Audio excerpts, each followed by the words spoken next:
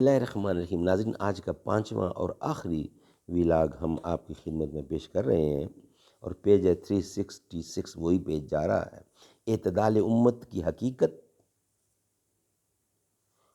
اہمیت اور اس کی کچھ تفصیل۔ ناظرین، اس کتاب کا نام ہے معارف القرآن، جلد اول، سورۃ الفاتح سے لے کر سورۃ البقرہ، پارہ اول تا پارہ تیسرا، رکوع 8واں۔ رائٹر ہیں اس کتاب کے مفتی اعظم پاکستان حضرت مولانا مفتی محمد شفیع صاحب رحمۃ اللہ علیہ۔ بسم اللہ الرحمن الرحیم۔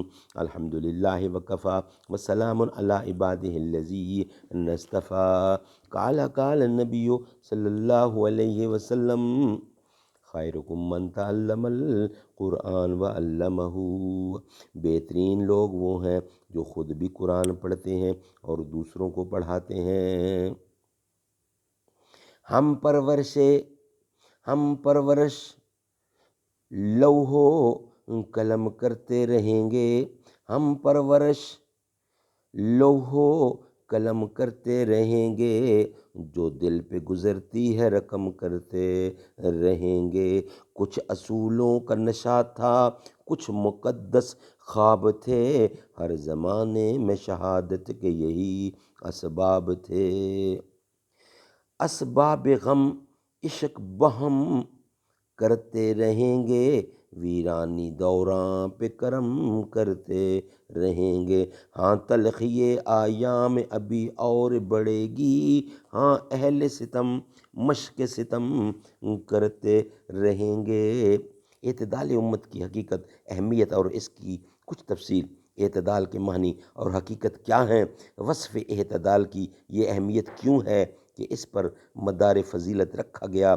اس امت محمدیہ علی صاحب الصلاۃ والسلام کے معتدل ہونے کا واقعات کی روح سے کیا ثبوت ہے؟ تربیت داران دونوں سوالوں کا جواب یہ ہے۔ نمبر 1، اعتدال کے لفظی معنی ہے برابر ہونا۔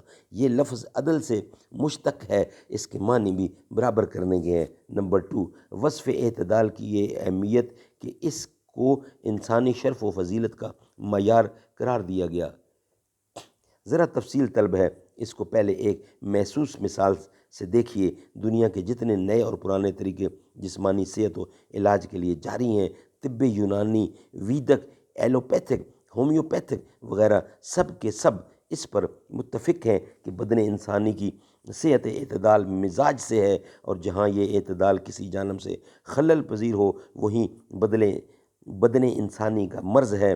خصوصاً طب یونانی کا تو بنیادی اصول ہی مزاج کی پہچان پر موقوف ہے۔ انسان کا بدن 4 خلط، خون، بلغم، سودا، صفرا سے مرکب، اور انہی چاروں اخلاط سے پیدا شدہ 4 کیفیات انسان کے بدن میں ضروری ہیں: گرمی، ٹھنڈک، خشکی اور تری۔ جس وقت تک یہ چاروں کیفیات مزاج انسانی کے مناسب حدود کے اندر معتدل رہتی ہیں، وہ بدن انسانی کی صحت و تندرستی کہلاتی ہے، اور جہاں ان میں سے کوئی کیفیت مزاج انسان کی حد سے زیادہ ہو جائے یا گھٹ جائے، وہی مرض ہے، اور اگر اس کی اصلاح و علاج نہ کیا جائے تو ایک حد میں پہنچ کر وہی موت کا پیغام ہو جاتا ہے۔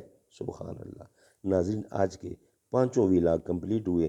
کل انشاءاللہ نئے ویلاگ کے ساتھ آپ سے ملاقات ہوگی۔ ناظرین، اگر آپ کو ہمارا ویلاگ پسند آئے تو لازماً اس کو سبسکرائب کیجیے گا، تاکہ ہر آنے والا ویڈیو آپ تک پہنچ سکے اور حضور کا پیغام دنیا کے کونے کونے تک پہنچایا جا سکے۔